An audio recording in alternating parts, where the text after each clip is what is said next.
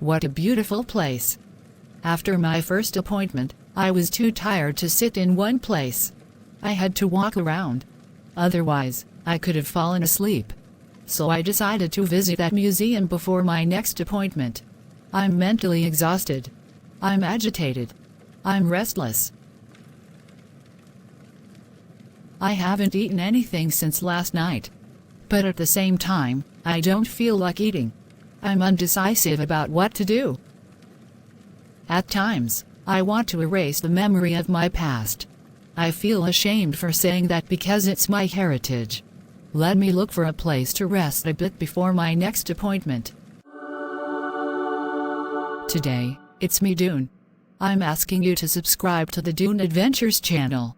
Going forward, I'm going to share with you some details about my past that will make you rethink life in someone else's home, either as a kid or an adult. Please hit the subscribe button, share, and like. Let's go back to Doone, shall we? During the last episode, I told you how this lady Madame George destroyed my childhood. But it was just a small portion of my misery. I suffered. Oh yes, I suffered.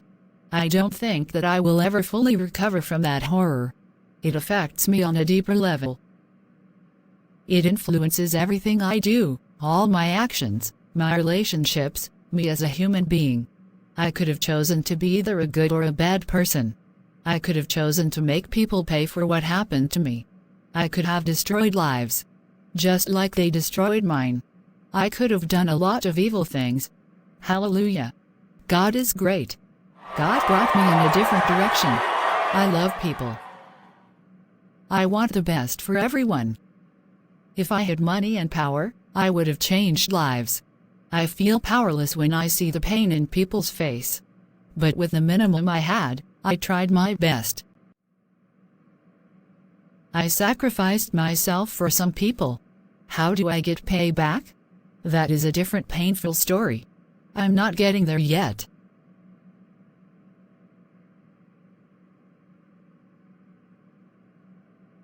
Let me be formal. Parents, my villagers, my small town people, and others. Please, please, please be careful about sending your kids away to live with other people thinking you are giving them a better life. There are exceptions, for sure. But for the majority, it's a painful experience. This is why it is important to have high schools and buses to help kids to go to school and go back to their parents. The lack of high schools in some areas destroyed the future of a portion of the population. Some kids have to leave their homes and go live with a stranger or an extended family that for me is another stranger just to attend school. In other cases, some parents got separated or divorced and sent or left their kids with somebody else.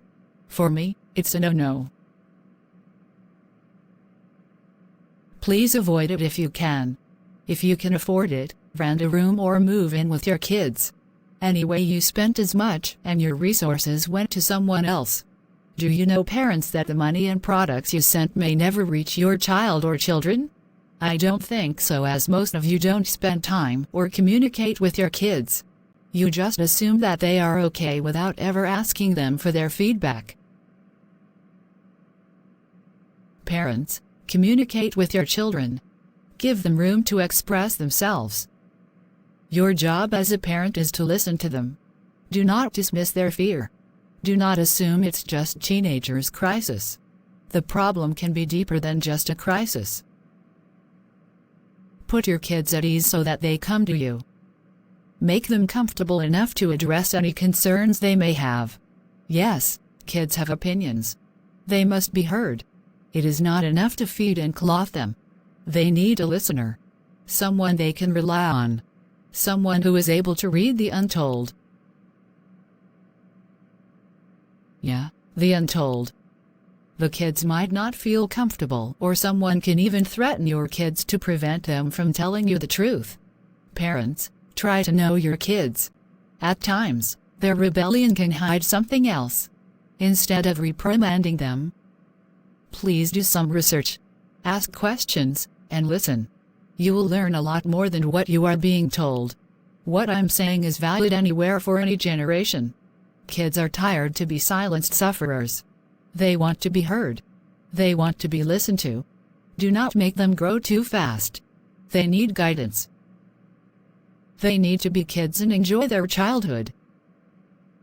If you don't believe me, do a survey. Happy kids will give stable, responsible adults. If you want to plan the future, invest in the youth. They are the future. Mental suffering must be taken seriously. Parents need to be aware of that. The world is changing. You need to prepare your kids to face the world mentally, physically, and financially. For that, you need to be present for your kids. Be an active parent in their life. Parents, you don't have to be your kid's best friend. They just want you to be a parent. Don't have a surrogate play your parent's role for you. Once again, remember there are exceptions. I look strong, but broken inside. I never felt loved by anyone until I looked into Paul's eyes. I used to ask myself how to open myself to love when I didn't grow up with it. Now I know what love is. I want that love for myself and for my future generation. Thanks, Paul. By the way, let me call him. He will give me the booster I so desperately need. My friend, I want to say thanks. Thanks for watching. Thanks for the measure you will take to prevent another kid to go through what I went through. Let's break the curse.